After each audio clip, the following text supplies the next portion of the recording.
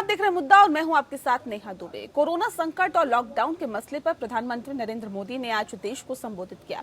उन्होंने कहा कि देश में 3 मई तक लॉकडाउन जारी रहेगा। अगले एक सप्ताह में कोरोना के खिलाफ लड़ाई में कठोरता और ज्यादा बढ़ाई जाएगी। 20 अप्रैल तक हर कस्बे, हर थाने, हर जिले, हर राज्य को परखा जाएगा। जो क्षेत्र इस अग्नि परीक्षा में सफल होंगे वहां पर 20 अप्रैल से कुछ जरूरी गतिविधियों की अनुमति दी जा सकती है। एक रिपोर्ट देखिए। देश में लॉकडाउन की अवधि 3 मई तक बढ़ा दी गई है। मंगलवार को देश को संबोधित करते हुए पीएम मोदी ने कहा कि कोरोना वैश्विक महामारी के खिलाफ भारत की लड़ाई बहुत मजबूती के साथ आगे बढ़ रही है। उन्होंने कहा कि देशवासियों की तपस्या और त्याग की वजह से भारत अब तक कोरोना से होने वाले नुकसान को काफी हद तक टालने में सफल रहा है। प्रधानमंत्री ने कहा कि सभी राज्यों से विचार विमर्श के बाद सुझाव आए कि लॉकडाउन को बढ़ाया जाए। कि भारत में लॉकडाउन को अब 3 मई तक और बढ़ाना पड़ेगा, यानी 3 मई तक हम सभी को, हर देशवासी को लॉकडाउन में ही रहना होगा।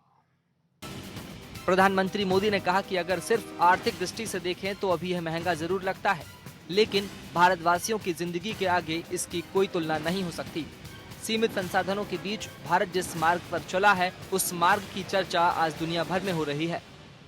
सिर्फ आर्थिक दृष्टि से देखें तो ये महंगा जरूर लगता है, बहुत बड़ी कीमत चुकानी पड़ी है, लेकिन भारतवासियों की जिंदगी के आगे इसकी कोई तुलना नहीं हो सकती। पीएम मोदी ने कहा कि अगले एक सप्ताह में कोरोना के खिलाफ लड़ाई में कठोरता और ज्यादा बढ़ाई जाएगी। 20 अप्रैल तक हर थाने, हर जिले, हर राज्य को बारीकी से परखा जाएगा। लॉकडाउन का कितना पालन हो रहा है, इसका मूल्यांकन किया जाएगा। जो सफल होंगे, जो हॉटस्पॉट नहीं बढ़ने देंगे, वहां पर 20 अप्रैल से कुछ जरूरी चीजों में छूट की अनुमति दी जा सकती है, लेकिन यह अनुमति सशर्त होगी। लॉकडाउन के नियम अगर टूटते हैं तो सारी अनुमति तुरंत वापस ले ली जाएगी। 20 अप्रैल तक हर कस्बे, हर थाने, हर जिले, हर राज्य को बड़ी बारीकी से परखा जाएगा। वहां लॉकडाउन का कितना पालन हो रहा है, उस क्षेत्र ने कोरोना से खुद को कितना बचाया है, इसका मूल्यांकन लगातार किया जाएगा। देश को संबोधित करते हुए प्रधानमंत्री ने ऐसी 7 बातों का उल्लेख किया जिन पर उन्होंने कहा कि ध्यान रखना जरूरी है। पीएम ने कहा कि बुजुर्गों का ध्यान रखें, लॉकडाउन का पालन करें, घर से बने मास्क का प्रयोग करें, इम्यूनिटी बढ़ाने के निर्देशों का पालन करें, आरोग्य सेतु ऐप डाउनलोड करें, गरीबों की देखरेख करें, लोगों को नौकरी से ना निकालें और कोरोना योद्धाओं का आदर करें। प्रधानमंत्री ने कहा कि जब हमारे यहाँ कोरोना का एक भी केस नहीं था, उससे पहले ही कोरोना प्रभावित आने वाले यात्रियों की एयरपोर्ट पर स्क्रीनिंग शुरू कर दी गई थी। विदेश से आने वाले लोगों को 14 दिन का आइसोलेशन शुरू कर दिया गया था। बाद में जब देश में कोरोना के सिर्फ 550 केस थे, तभी भारत ने 21 दिन का लॉकडाउन का बहुत बड़ा कदम उठा लिया था। भारत ने समस्या बढ़ने का इंतजार नहीं किया, बल्कि समस्या दिखने पर तेजी से फैसले लेकर उसी समय रोकने का भरसक प्रयास किया। Bureau report. तो कोरोना संकट और लॉकडाउन के मसले पर प्रधानमंत्री नरेंद्र मोदी ने आज देश को संबोधित किया। उन्होंने कई बातें कही और साथ ही साथ कई बातों के साथ उन्होंने ये भी तय कर दिया कि अब लॉकडाउन 3 मई तक बढ़ा दिया गया है और इसे बढ़ाना पड़ा है क्योंकि जो स्थितियां फिलहाल बनी हुई है उसके मद्देनजर 3 मई तक लॉकडाउन को बढ़ाना पड़ेगा। ये शब्द उनके थे और साथ ही साथ अगले एक सप्ताह में कोरोना के खिलाफ लड़ाई में कठोरता और ज्यादा बढ़ाई जाएगी, इस बात का भी उन्होंने जिक्र किया।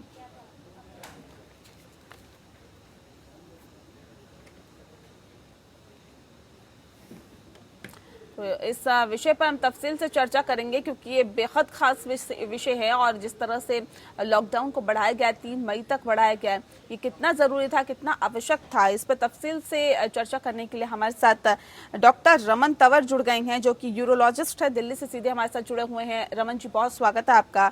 डॉक्टर रमन, सवाल इस बात को लेकर है कि जो स्थितियां फिलहाल बनी हुई है देश में, क्योंकि 10,000 के पार कोरोना संक्रमित मरीजों का आंकड़ा पहुंच चुका है। ऐसे में क्या लगता है, ये जो लॉकडाउन प्रधानमंत्री के जरिए बढ़ाया गया है, ये कितना जरूरी था?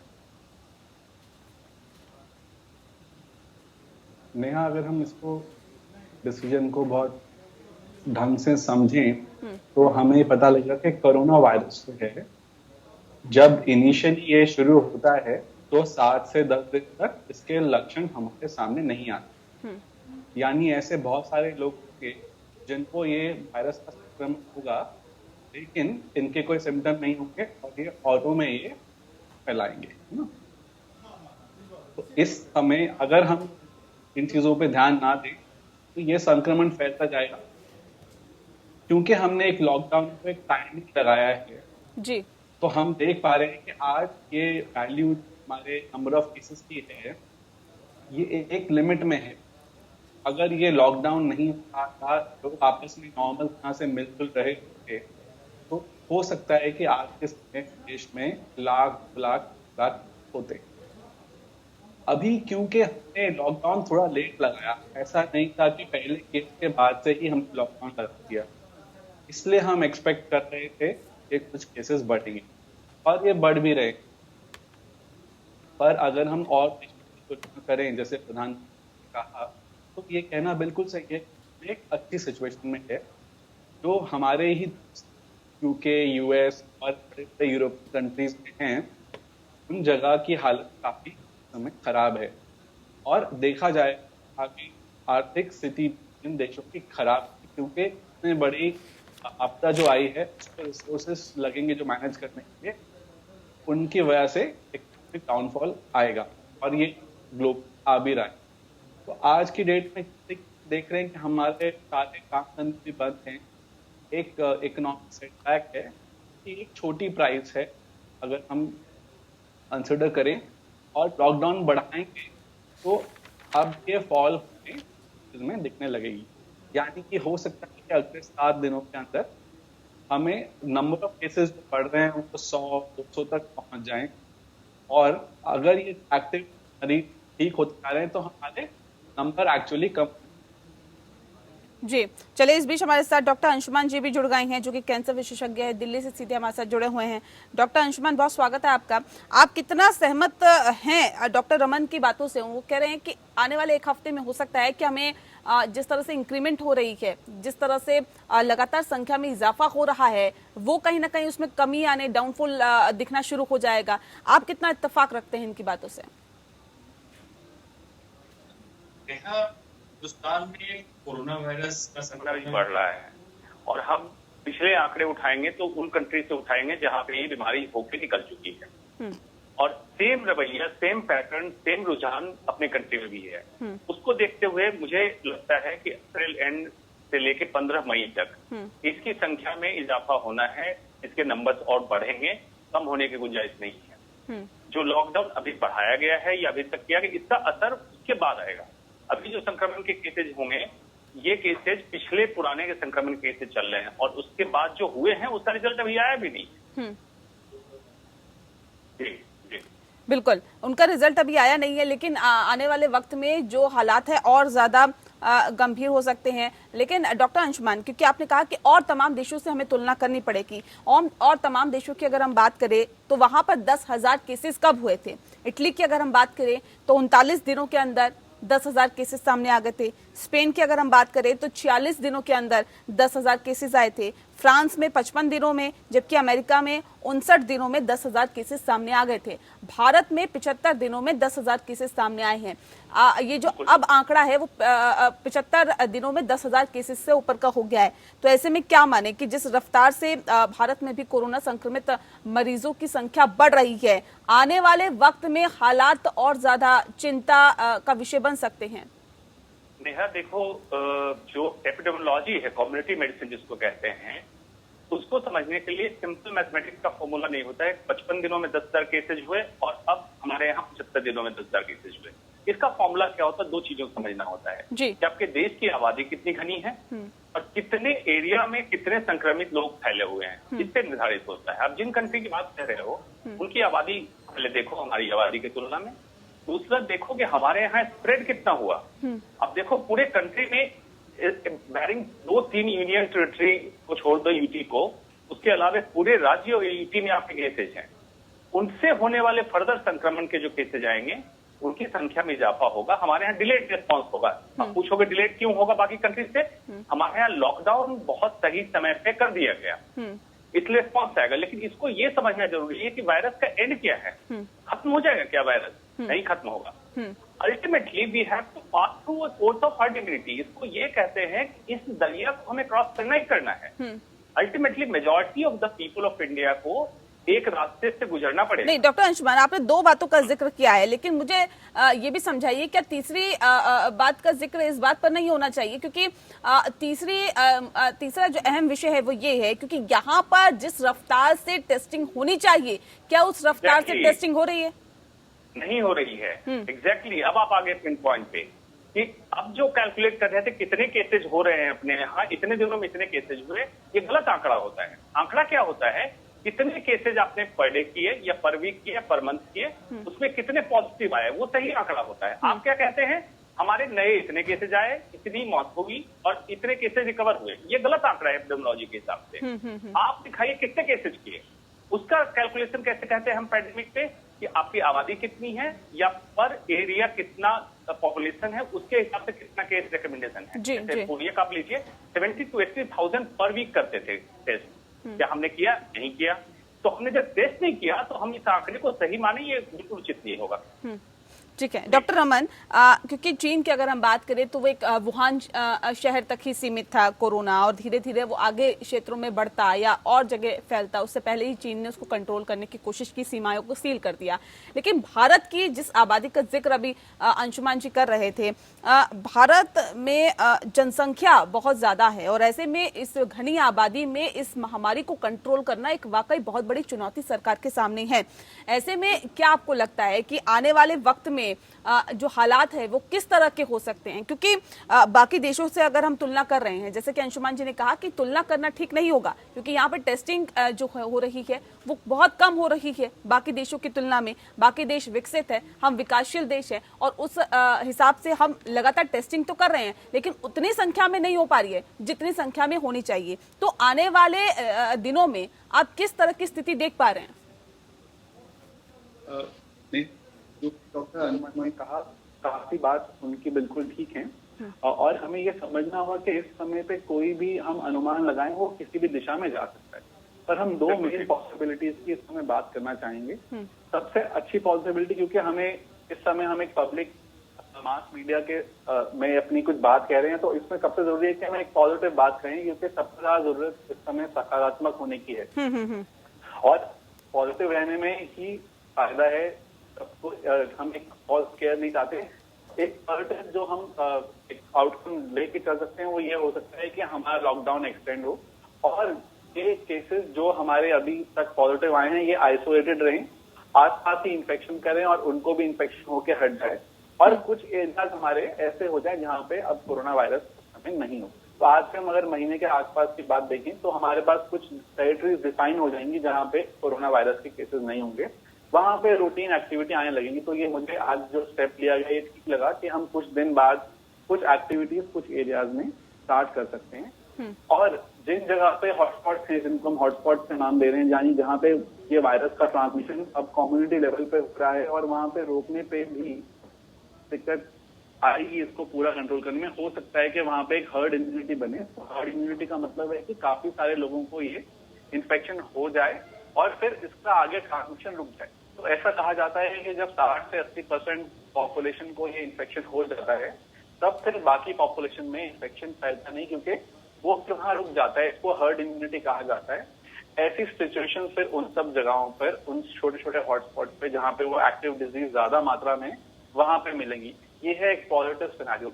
इस पॉजिटिव सिनेरियो के लिए हमें क्या चाहिए? हमें ये चाहिए कि सभी लोग कोऑपरेट करें, कॉन्टैक्ट एक दूसरे के साथ कम हो, जो पॉजिटिव केसेस हैं वो अपने आप को रिस्ट्रिक्ट करें, थोड़ा सा औरों के बारे में सोचें और क्वारंटाइन में जाएं, आइसोलेशन में जाएं और खुद बढ़कर सामने आए। ज्यादा से ज्यादा लोग जिनको सिम्टम्स हैं उनकी टेस्टिंग बढ़ें, वो तब बढ़ेंगी जब वो खुद लोग सामने आएंगे और कहीं ना कहीं मीडिया और सभी लोगों की तरफ से गवर्नमेंट को रिक्वेस्ट जाएगी कि टेस्टिंग को और बढ़ाया जाए। तो ये एक सकारात्मक इसका रास्ता हो सकता है।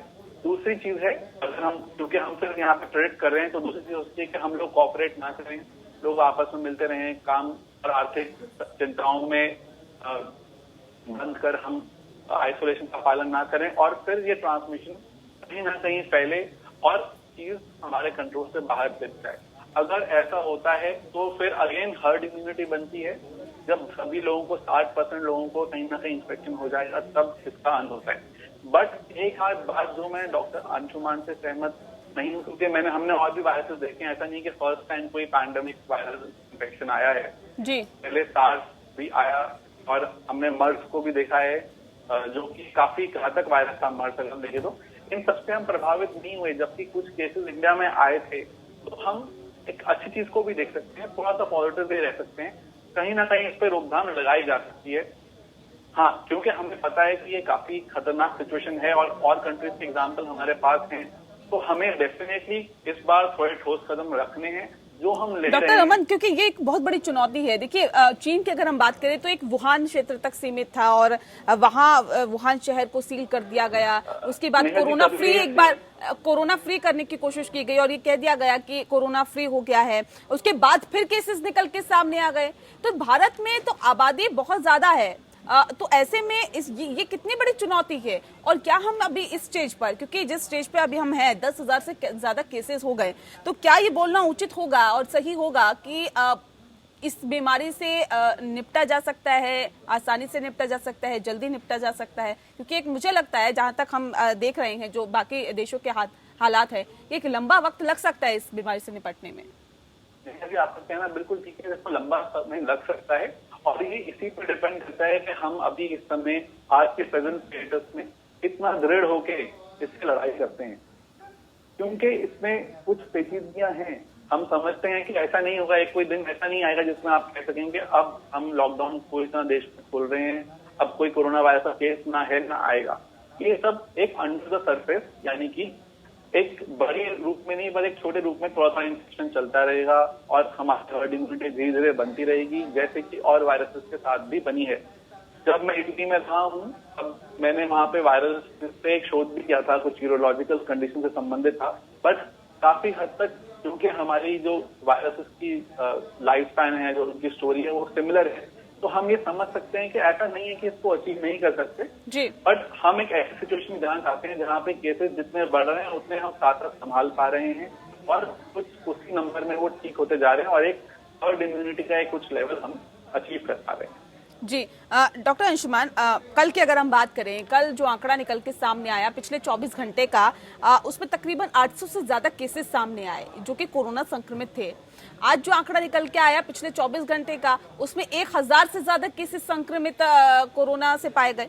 ऐसे में सवाल इस बात को लेकर है, ये जो आंकड़ा बढ़ रहा है, क्या लगता है कि ये कोरोना संक्रमित मरीजों की संख्या पहले ही बढ़ चुकी थी, बस अब तो टेस्टिंग जिस तरह से बढ़ रही है, क्योंकि आज प्रधानमंत्री ने भी ये कहा कि जिस तरह से पहले एक लैब थी और उस लैब को बढ़ाकर हमने अब 150 से ज्यादा कर लिया है, जिससे कि जल्दी से जल्दी टेस्टिंग हो सके और जल्दी से जल्दी ये पता चल पाए कि कितने लोग संक्रमित हैं। तो ऐसे में क्या माना जाए कि और ज्यादा अगर टेस्टिंग होती है तो ये आंकड़ा और भी आने वाले दिनों में बढ़ सकता है?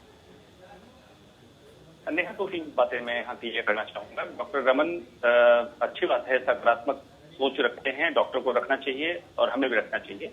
लेकिन देखो, अभी के दौर में, महामारी के दौर में बेहतर है सकारात्मक बातें प्रधानमंत्री मुख्यमंत्री ही करें तो बेहतर है। डॉक्टर को आशंका के दौर पे सही चीजों को प्रस्तुत करना चाहिए पब्लिक में, ताकि पब्लिक तैयार रहे, मीडिया तैयार रहे और सरकार तैयार रहे। डॉक्टर को लाग लपेट की बातें अभी के दौर नहीं करनी चाहिए। इसलिए मैं ये कह रहा हूँ, पहले भी हम आपके चैनल पे बैठ के कह चुके हैं, जब ये स्थिति चल रही थी कि इंडिया में मलेरिया एंडेमिक एरिया है, यहाँ पे कोरोना नहीं होगा, तब मैंने कहा था कोरोना यहाँ भी उतना ही होगा। तब कहा गया था कि गर्मी आने के बाद कोरोना खत्म हो जाएगा, नहीं हुआ। तब भी मैंने कहा था केसेज बढ़ेंगे, अप्रैल से बढ़ना चालू होगा, अप्रैल एंड में मई 10 तक केसेज बढ़ेंगे। आप एपिडेमियोलॉजिकल ग्राफ देखते जाइए, केसेज बढ़ते जाएंगे। जो मेरे दोस्त मास्टर इन पब्लिक हेल्थ में अमेरिका में काम कर रहे हैं, इंग्लैंड में काम कर रहे हैं, उनसे डिस्कशन हो रहा है, वो भी इंडियंस हैं, उनका भी यही अनुमान है, केसेज अभी बढ़ेंगे। जहां तक बात है डिटेक्शन का, तो लेबोरेटरी आपके बढ़े, बिल्कुल ठीक बात है, लेकिन अभी भी उतनी संख्या में जांचें नहीं हो रही है जो हमारे पॉपुलेशन के हिसाब से या सीजन के हिसाब से जितनी जांचें होनी चाहिए। बिल्कुल। तो अभी और केसेस बढ़ने हैं। अभी और केसेस बढ़ सकते हैं। चलिए, इस बीच हमारे साथ डॉक्टर सुधीर तोमर जी जुड़ गए हैं, वायरस विशेषज्ञ हैं, होम्योपैथ के। बहुत स्वागत है आपका डॉक्टर साहब हमारे साथ जुड़ने के लिए। डॉक्टर सुधीर, सबसे बड़ा सवाल ये है, क्योंकि हम वायरस की लगातार बात कर रहे हैं, डॉक्टर रमन भी ये कह रहे थे कि इससे पहले भी हमने कई तरह के वायरस देखे हैं। सर, ये कौन सा वायरस है और किस तरह का ये वायरस है कि इसकी वैक्सीन तैयार नहीं कर पा रहा है पूरा देश? देखिए, कोई भी वायरस हो उससे होम्योपैथिक चिकित्सा पद्धति को कोई लेना देना नहीं है। एक तो मैं प्रधानमंत्री जी की बात का स्वागत करता कि उन्होंने कहा कि अल्टरनेट मेडिसिन कोई भी आए उनको प्रयोग करना चाहिए, आयुर्वेदिक का, होम्योपैथिक का। अभी मैं पिछले दिनों कोरोना वायरस का पेशेंट ट्रीट किया है ब्रिटेन में, जिससे बहुत ही सकारात्मक रिजल्ट मिले हैं।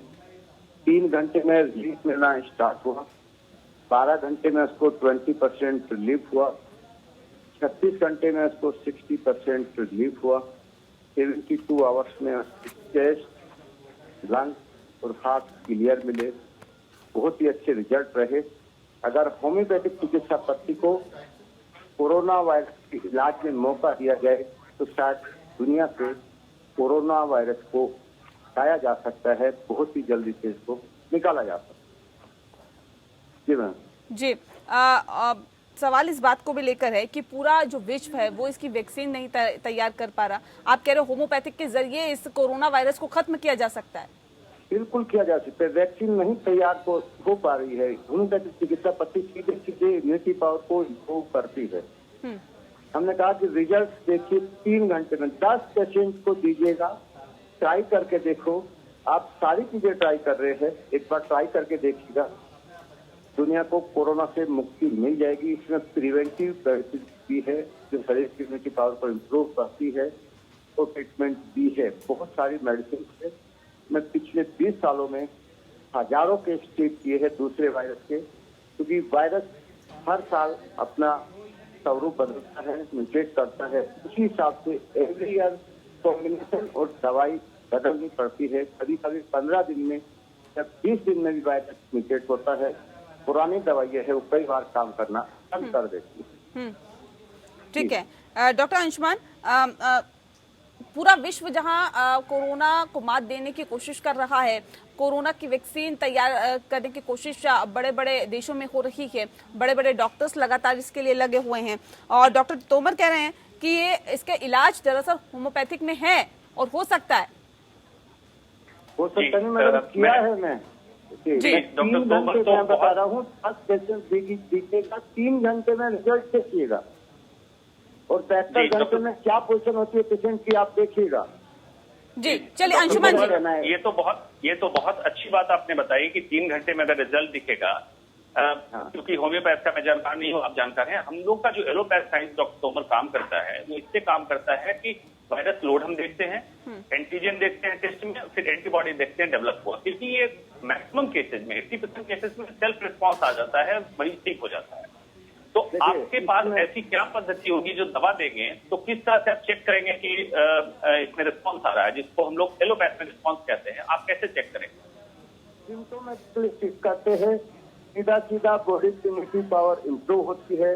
वायरस कोई भी हो, नया हो पुराना हो, ये हर महीने 2 महीने में 3 महीने में म्यूटेट करेगा तो वायरस नया बन गया अपने आप में।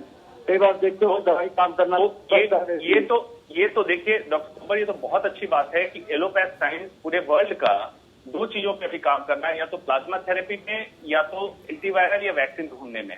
अगर हम नहीं ढूंढ पा रहे हैं तो जी ये बहुत अच्छी बात है।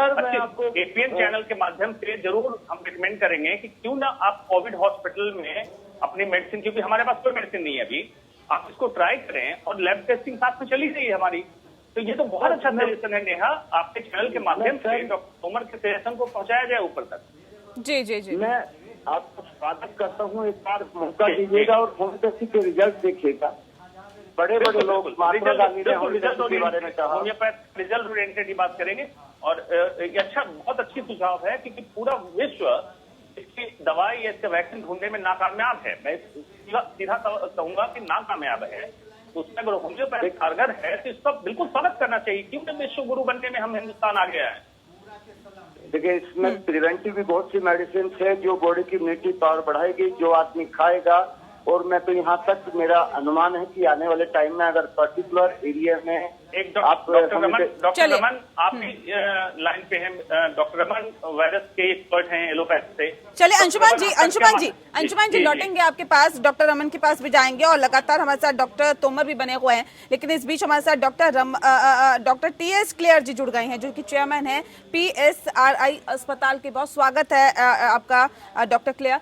सबसे बड़ा सवाल मेरा ये है, क्योंकि हम लगातार अभी चर्चा कर रहे हैं, डॉक्टर तोमर जो कि वायरस विशेषज्ञ हैं होम्योपैथ के, इनका ये कहना है कि भले ही एलोपैथ में इसकी वैक्सीन तैयार ना की गई हो, जो आयुर्वेदिक वैद्य है वो भी लगातार इसकी वैक्सीन तैयार करने की कोशिश कर रहे हैं, लगातार इस पर काम कर रहे हैं, जैसा कि आज जिक्र किया प्रधानमंत्री नरेंद्र मोदी ने भी। लेकिन डॉक्टर तोमर का कहना है कि होम्योपैथ में इसका इलाज संभव है और हमने किया है, उनका ये कहना है। तो क्या आपको लगता है कि होम्योपैथ कहीं ना कहीं कोरोना को मात दे सकता है? तो बड़ा लेकिन मैं तो ये जानता हूँ कि जब तक हमारे पास कोई साइंटिफिक एविडेंस ना हो किसी चीज का भी, हम उसके लिए मानने के लिए तैयार नहीं। हमने सच का दावा करना कि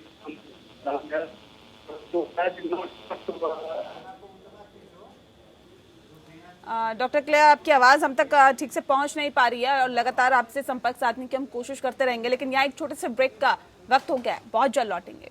आपका कोरोना संकट और लॉकडाउन के मसले पर प्रधानमंत्री नरेंद्र मोदी ने आज जो देश को संबोधित किया है, उन्होंने कहा है कि देश में 3 मई तक लॉकडाउन जारी रहेगा। इस पे हम लगातार चर्चा कर रहे हैं। खास मेहमान हमारे साथ लगातार मौजूद है, डॉक्टर टीएस क्लेयर जी से लगातार हम बातचीत करने की कोशिश कर रहे थे, एक बार फिर से हमारे साथ जुड़ गए हैं, बाकी मेहमान भी हमारे साथ बने हुए हैं। डॉक्टर क्लेयर, आपसे मैं जानना चाह रही थी कि होम्योपैथ में इसका इलाज संभव है, ऐसा कहना है डॉक्टर तोमर का, और ये कह रहे हैं कि इन्होंने किया भी है। लेकिन ऐसे में एक सवाल मेरा ये है कि क्या ये मुमकिन है, क्योंकि डॉक्टर तोमर ऐसा भी कह रहे हैं कि उन्होंने किया भी है।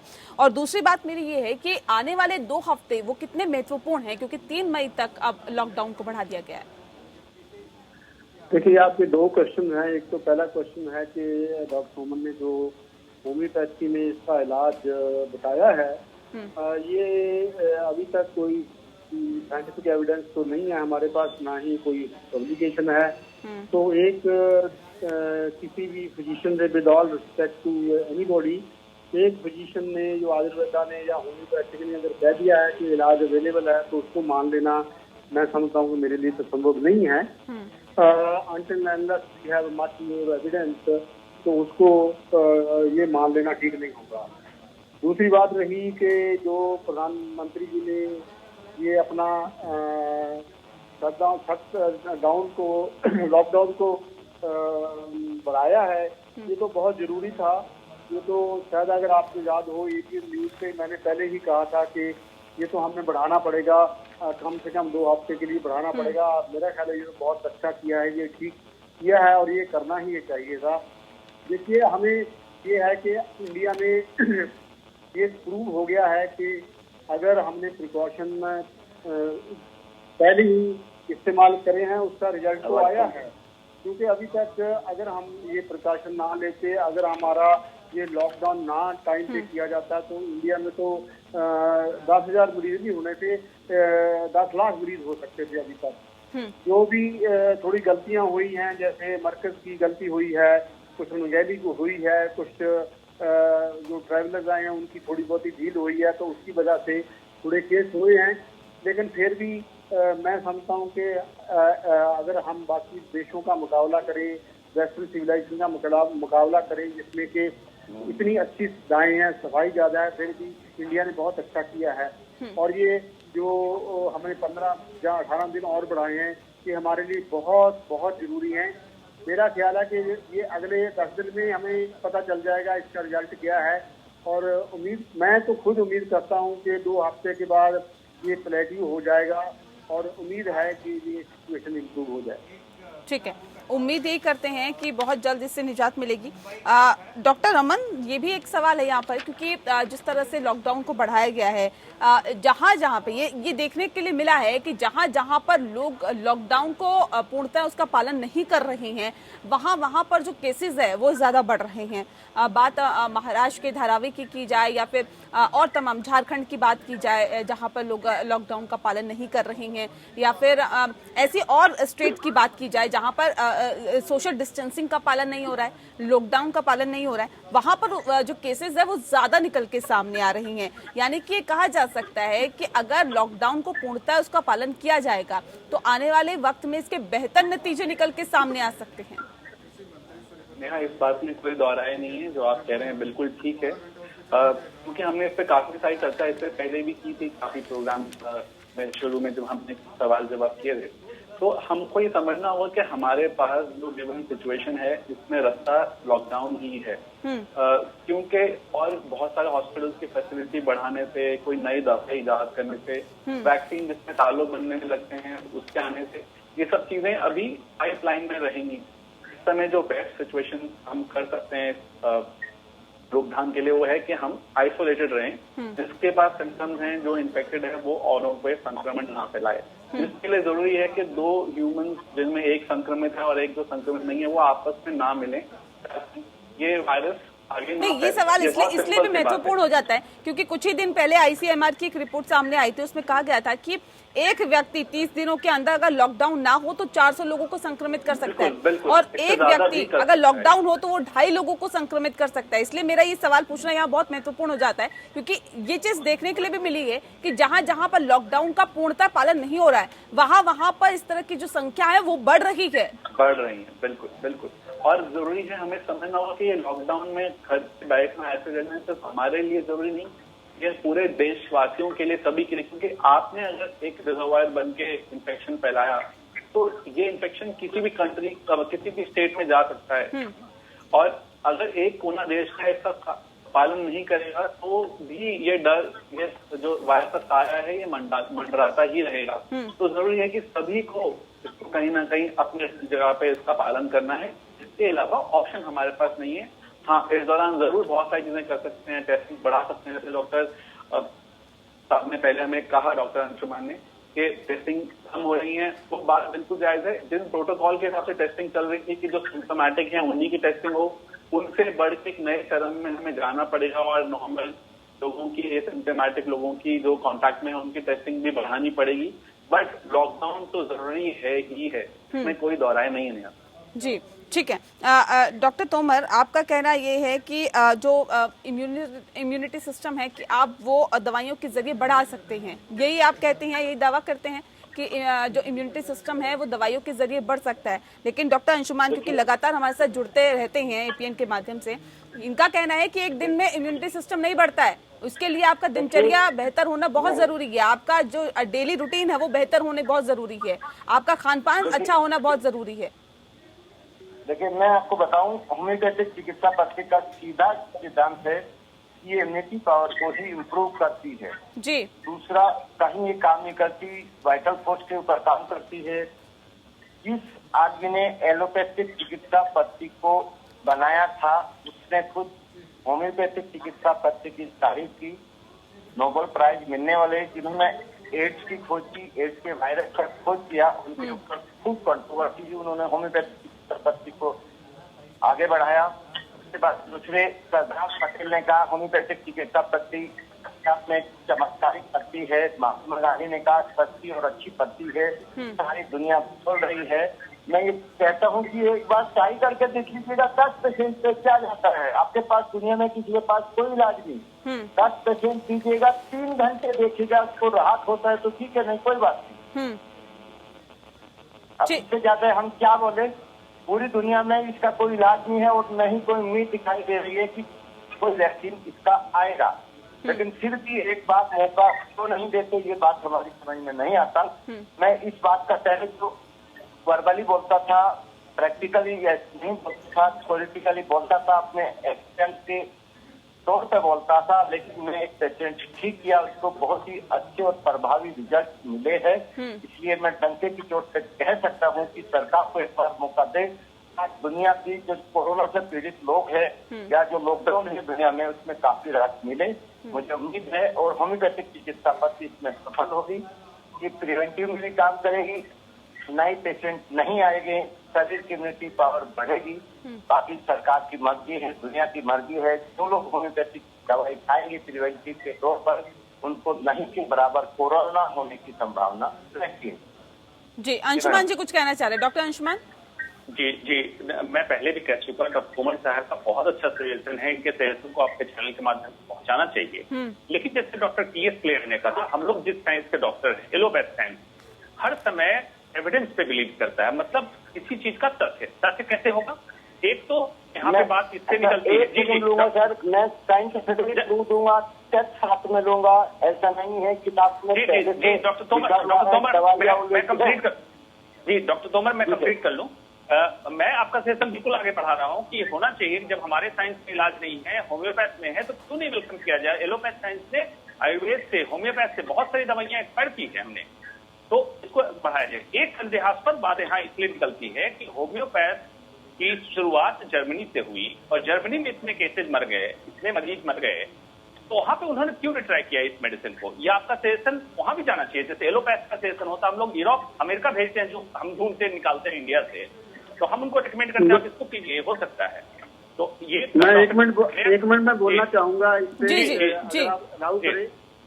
जी मैं 1 मिनट बोलना चाहूंगा कि मैं सब डॉक्टरों की रिस्पेक्ट करता हूँ, होम्योपैथ की भी करता हूँ, आयुर्वेदिक की करता हूँ, पर मैं एक चीज क्लियर है कि होम्योपैथी जर्मनी से आई और जर्मनी में होम्योपैथी की प्रैक्टिस 0 है। It is all allopathy. और दूसरी रही आयुर्वेदा का क्वेश्चन जो है, आयुर्वेदा में और एलोपैथी में कोई कंट्राडिक्शन नहीं है, बिकॉज आयुर्वेदा में हम जड़ी बूटी को यूज करते हैं, लेकिन एलोपैथी में हम उससे इंग्रेडिएंट निकाल लेते हैं जो हमें चाहिए। तो मेरे अपने ख्याल में तो ये है कि allopathy is a science which goes on evidence, which कोई भी दवाई डेवलप होती है उस पर ट्रायल्स होती हैं, डबल ब्लाइंड रैंडमाइज ट्रायल होती हैं।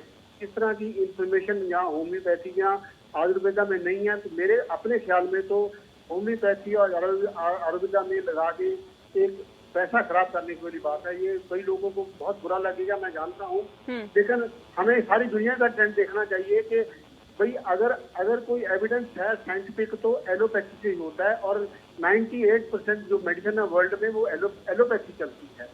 हाँ, हम जरूर रिस्पेक्ट करेंगे अगर होम्योपैथी कोई चीज का इलाज निकाल सकती है, या कोई दवाई ऐसी नहीं है दुनिया में जो किसी इम्यूनिटी बढ़ा दे अभी तक। ये एक अच्छी सेहत हो और या वैक्सीनेशन होता है इम्यूनिटी बढ़ाने का तरीका, जहाँ लोगों को सब क्लिनिकल इन्फेक्शन होती है। तो एक मेरे मुताबिक इसका इलाज का एक ही तरीका है जो आएगा, इसके लिए वैक्सीन तैयार होगा। और मैं समझता हूँ कि हमारे इंडियन साइंटिस्ट बहुत अच्छे हैं, वायरोलॉजिस्ट बहुत अच्छे हैं, और मैं बहुत उम्मीद करता हूँ उनसे कि इसके पहले कोई और वैक्सीन बनाए तो हमें इससे वैक्सीन बनाना चाहिए। जी डॉक्टर तोमर, आप कह रहे हैं कि आपने ये तरीका आजमाया है, आपने ठीक भी किए हैं कई मरीजों। कितने मरीजों को आपने ठीक कर दिया? कितने मरीज ऐसे हैं जो ठीक हो गए? पेशेंट को दिया गया है मैडम। बाकी वायरस के पिछले 20 सालों में हजारों लोगों को क्रिटिकल केस में ट्रीटमेंट दिया गया, और जिसको साइंस नहीं मानती उन लोगों को हमने ठीक किया। लेकिन अभी ये बहस का विषय नहीं है कि एलोपैथिक, आयुर्वेदिक या होम्योपैथिक। अभी विषय ये है कि लोग ठीक होने चाहिए, आप किसी भी पद्धति से ठीक करें, लोगों को रिजल्ट मिलना चाहिए, लोग नहीं मरने चाहिए। लोगों में जो भय और डर का माहौल है उसको खत्म करना चाहिए। यहाँ हमें ये बहस में नहीं पड़ना है कि होम्योपैथिक ठीक करेगी या एलोपैथिक या आयुर्वेदिक। लेकिन एक बार एलोपैथिक को पूरा मौका है, वर्ल्ड वाइड सारी चीजें लगी हुई है, इनके हाथ में अभी कुछ नहीं है, ये निराधार है। आयुर्वेदिक भी अपना काम कर रहे हैं, लेकिन एक बार होम्योपैथिक चिकित्सा को मौका देखिएगा, मौका दो और आपको पता चलेगा रिजल्ट कैसे है, दुनिया मानेगी। अब हमें ये बहस नहीं करने की कौन ठीक करेगा कौन नहीं करेगा। पेशेंट दो, दवाई खाओ और रिजल्ट देखे। ये मुद्दा है। चलिए, ये बहस का विषय क्योंकि नहीं है, जैसे कि आप भी कह चुके हैं और हम भी कहते हैं कि लोगों को ठीक होना सबसे ज्यादा मायने रखता है। लेकिन यहाँ पर डॉक्टर क्लियर, आपसे मैं ये भी जानना चाहूंगी क्योंकि लोगों के जहन में एक डर है, एक खौफ है कि जो क्वारंटीन सेंटर बनाए जाते हैं वो रिहायशी इलाकों में ना हो, क्योंकि जो क्वारंटीन सेंटर बनाए जाते हैं वहां पर लोगों को क्वारंटीन किया जाता है, उनसे इन्फेक्शन फैलने का डर रहता है। तो क्या ये जो डर है लोगों का वो जायज है? ऐसा डर होना चाहिए? नहीं, मेरा ख्याल वो डर जायज नहीं है। देखो, जो क्वारंटीन तो मेरे ख्याल में तो ये है कि सबसे बेस्ट तो ये है कि जहाँ तक भी हो सके कि लोगों को घर में क्वारंटीन होनी चाहिए अगर सिचुएशन है। लेकिन अगर ग्रुप है, ज्यादा लोग हैं, उनको इसके लिए स्पेशल क्वारंटीन के सेंटर बनाए जा सकते हैं और उनकी वैल्यू है। और ऐसा वो जो लोगों में डर है कि क्वारंटीन सेंटर में वो डिजीज डेवलप हो जाएगी, वो मेरा ख्याल कुछ ज्यादा ओवर रिएक्शन है। तो उसके लिए हमें चिंता की जरूरत नहीं है। हाँ, पर एक चीज मैं जरूर कहना चाहता हूँ कि जब अब तक हमारी जो लड़ाई रही है कोरोना के बारे में, गवर्नमेंट ऑफ इंडिया की, हिंदुस्तान के सरकार की बहुत अच्छी रही है। इसमें सिर्फ एक कमी है हमारी अभी तक कि टेस्टिंग नहीं हो रही ज्यादा। तो हमें टेस्टिंग के लिए जितना भी जल्दी ज्यादा इंतजाम हो, ज्यादा टेस्टिंग हो, बल्कि सीरोलॉजी का अगर टेस्ट अवेलेबल हो जाएगा तो बहुत अच्छी हो जाएगी, क्योंकि ये इसका बहुत वैल्यू है। अगर हमें ये सीरोलॉजी का टेस्ट करते हैं, अगर हमें लगता है कि लोगों में इम्यूनिटी है, फॉर एग्जाम्पल, वो लोगों को हम फ्री कर सकते हैं, वो लोग काम पे आ सकते हैं। ये फ्यूचर में बहुत बड़ी इंपॉर्टेंट चीज होगी वर्ल्ड में कि दो तरह के लोग होंगे। एक इम्यूनिटी जिसको बोलते हैं कि इम्यूनिटी का पासपोर्ट उनको मिल जाएगा, दूसरा वो लोग हैं जिनके पास इम्यूनिटी नहीं है। जिनके पास इम्यूनिटी नहीं है उनको घर में रखना है, उनकी क्वारंटीन करनी है, या उनको संभाल के रखना है। जिन लोगों को इम्यूनिटी है वो लोग समाज का काम कर सकते हैं, वो प्रोफेशन में वापस आ सकते हैं। ये बहुत जरूरी चीज है कि हमें सीरोलॉजी का टेस्ट होना चाहिए। ठीक है डॉक्टर तोमर, आप दवाई से इम्यूनिटी सिस्टम अच्छा करने का दावा करते हैं, लेकिन मैं आपको एक चीज बताता हूँ, अभी तक कोई ऐसी मशीन है दुनिया में जो इम्यूनिटी को नाप सके? नहीं है। सिर्फ एक अंदाज से हम इम्यूनिटी पावर या वाइटल फोर्स को अंकित करते हैं कि इम्यूनिटी पावर बढ़ेगी। कुछ जरूरी नहीं है। हेल्थी ह्यूमन बीइंग भी कोरोना के संपर्क में आ सकता है। जिसको कोई बीमारी नहीं है उसकी भी डेथ हो सकती है। कोई आइडेंटिफिकेशन नहीं है इम्यूनिटी पावर का, सिर्फ एक आइडियल है। और अगर किसी आइडियल को मानते हैं तो होम्योपैथिक में सबसे पहली लाइन है, it's improve the immunity, life cure by life, यानी कि लोहा लोहे को काटता है। हजारों मेडिसिन से सिम्टोमेटिकली काम करते हैं। अब सारी दुनिया चीज के ऊपर लगी, इम्यूनिटी बढ़ाओ। आप होम्योपैथिक दवाई लो, 1 घंटे में इम्यूनिटी बढ़ती है। Person to person, disease to disease depend करता है कि इम्यूनिटी किस साइड में बढ़ानी है। किसी को गैस्ट्रिक प्रॉब्लम है, लीवर की है, हार्ट की है, लूज मोशन है, सर्दी खांसी जुकाम है, कहाँ इम्यूनिटी बढ़ानी है? कहीं इम्यूनिटी पावर गड़बड़ है, कभी इसके साइड इफेक्ट है। जो आप दवाई खाते हैं, एलोपैथिक दवाई है, उसकी कॉम्प्लिकेशन है। होम्योपैथिक चिकित्सा पद्धति में कोई साइड इफेक्ट भी नहीं है। इसलिए इम्यूनिटी पावर बढ़ाने की सब लोग बात कर रहे हैं, लेकिन इम्यूनिटी पावर बढ़ाने का सबसे अच्छा माध्यम होम्योपैथिक चिकित्सा पद्धति है। ये वाइटल फोर्स यानी कि बॉडी पावर के ऊपर ही काम करती है। इसलिए सबसे बेहतर अभी जो सिनेरियो है उसमें होम्योपैथिक सबसे सस्ती और अच्छी पद्धति है। एक बार ट्राई करें। मैं लोगों को एडवाइस करता हूं कि प्रिवेंटिव दवाई दिखाइएगा। हमने बताया हुआ है, रस्टोक, चाइना, बेलाडोना, ये आप सुबह शाम लेते रहिएगा। काफी संभावना कम हो जाती है कोरोना वायरस होने की, या कोई भी वायरस से पीड़ित लोग है उसकी समस्या नहीं आने की संभावना होती है। ये दवाई आप खाते रहेगा, नक्स ओमेगा रात को सोते टाइम आप लेते रहिएगा, तो इनसे काफी हद तक आप जो इम्यूनिटी पावर आपकी इम्प्रूव रहेगी। तो इसलिए मेरी अपनी राय है कि होम्योपैथिक चिकित्सा पद्धति ज्यादा बेहतर है। अगर दूसरी पद्धति से कोई ट्रीटमेंट हो, जल्दी ट्रीटमेंट हो, जो दवाई काम नहीं कर रही है, आप देखिएगा कि 3 घंटे ही तो बोल रहे हैं हम कि 5 पेशेंट तो 3 घंटे वाला उनको आराम मिलता है, तो उसकी कैसे जाता है? हम क्या मांग रहे हैं आप? डॉक्टर अंशुमान, आप काफी देर से कुछ कहना चाह रहे हैं। ये भी अभी एक सेकंड लूंगा मैडम। अगर आपको लगता है कि दवाई गलत है, जो दवाई हम पेशेंट को देंगे उतनी ही दवाई पहले खुद खाएंगे। अगर आपको लगता है दवाई का कोई साइड इफेक्ट हो सकता है जो पेशेंट को दवा दी जाएगी, पेशेंट को जो दवाई दी जाएगी उससे पहले मैं उस दवाई को खुद खाऊंगा। 3 घंटे में पेशेंट सिम्टोमेटिकली कितना रिलीफ महसूस करता है आप देखिएगा। जी डॉक्टर अंशुमन, 3 घंटे में जो इम्यूनिटी है वो बेहतर हो जाती है और आराम मिल जाता है मरीज को। जी डॉक्टर तोमर, इसमें कोई डिबेट का न समय है न डिबेट होना चाहिए कि अगर कोई दवा कारगर हो पूरे विश्व में उसको आगे आना चाहिए। और डॉक्टर तोमर का मैं नाम रिकमेंड कर रहा हूँ एलोपैथ का डॉक्टर होते हुए कि इनकी दवा कोरोना के संक्रमित मरीज जहाँ है वहाँ चला के देखना चाहिए। हो सकता है तो यही शुरुआत, पहली बात। दूसरी बात, डॉक्टर तोमर ये कहना बिल्कुल गलत होगा कि इम्यूनिटी का कोई मार्कर नहीं होता है। बिल्कुल मार्कर होता है।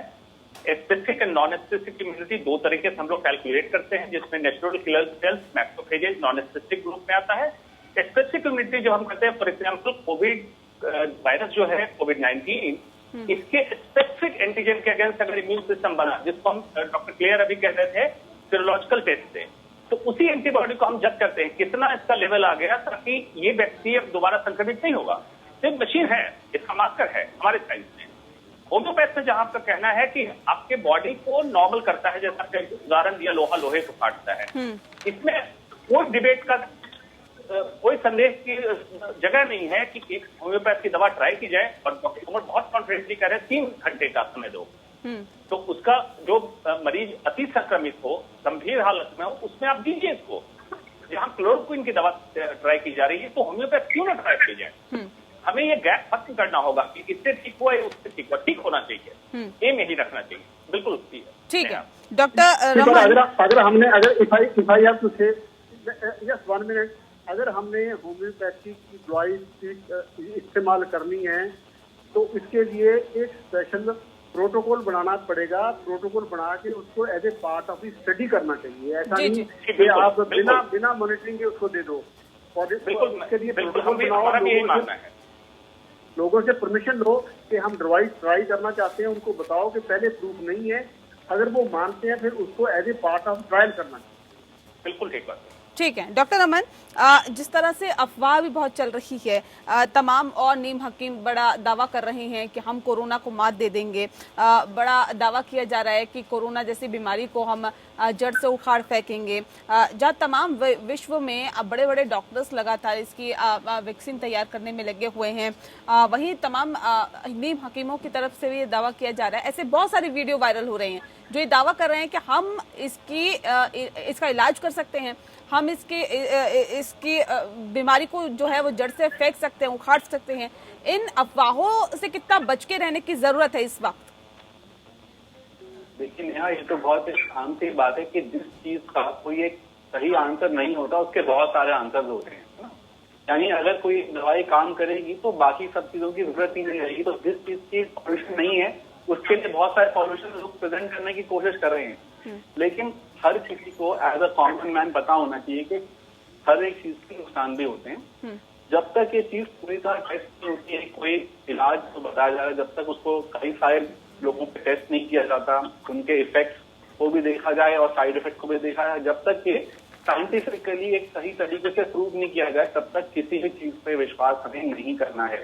डॉक्टर तोमर है, इतने सीनियर होम्योपैथिक फिजिशियन है, पर क्योंकि इन्होंने अभी तक कोई टेस्ट सामने पेश नहीं किया है, कोई शोध नहीं किया, इसलिए मैं इस समय चुप्पी साधे हूँ, मैं कहना नहीं चाह रहा, जबकि 2 सीनियर डॉक्टर्स हैं और वो काफी तर्क वितर्क हम रख रहे हैं कि विषय डेफिनेटली नहीं है कि होम्योपैथी काम करती है। तो ये तो नेहा आपने बहुत बड़ा पैटर्न छेड़ दिया यहाँ पे, जिस अभी साइड रखते हुए आगे बात करते हैं कि क्यों ना हम एक साइंटिफिक रिसर्च करके जो चीज काम करती है उसके ऊपर आगे प्रोग्रेस करें, उसको मास में अप्लाई करें। लेकिन जब तक ये नहीं होता तब तक मेरा साफ सभी से कहना है कि कोई भी ऐसी पद्धति को ट्राई ना करें। हो सकता है कि वो जापानीज पॉपुलेशन में काम करती हो, इंडियन में ना काम करती हो सकता है वो किसी पर्टिकुलर टाइप के लोगों में काम करती हो, नॉर्मल लोगों में कोई और नुकसान देती हो। तो ऐसी बहुत सारी चीजें होती हैं जो नुकसान भी करती हैं। हमने देखा कई चीजों ऐसा हुआ कि कई कंडीशन छुपी हुई थी, कई लोगों ने क्लोरोक्विन भी खाई, उनसे प्रॉब्लम्स भी हुई। तो कोई भी एक सॉल्यूशन हर किसी पे अप्लाई करना ठीक नहीं है और हर चीज को सही मान लेना बिल्कुल सही नहीं है इस सिचुएशन। ठीक है डॉक्टर अंशुमान, मैं आऊंगी आपके पास, लेकिन उससे पहले डॉक्टर क्लेयर से मेरा एक सवाल है। डॉक्टर क्लेयर, क्योंकि हमने कई मामले सामने आए हैं जो देखे हैं कि जो क्वारंटीन सेंटर में लोगों को रखा जाता है, क्या वजह रहती है, क्या मानसिकता उनकी उस वक्त रहती है कि वो आत्महत्या जैसा कदम उठाने को मजबूर हो जाते हैं? ग्रेटर नोएडा में हाल ही में मामला सामने आया, गुजरात में मामला सामने आया, उत्तर प्रदेश में मामला सामने आया, अमृतसर में बुजुर्ग दंपति ने आत्महत्या कर ली।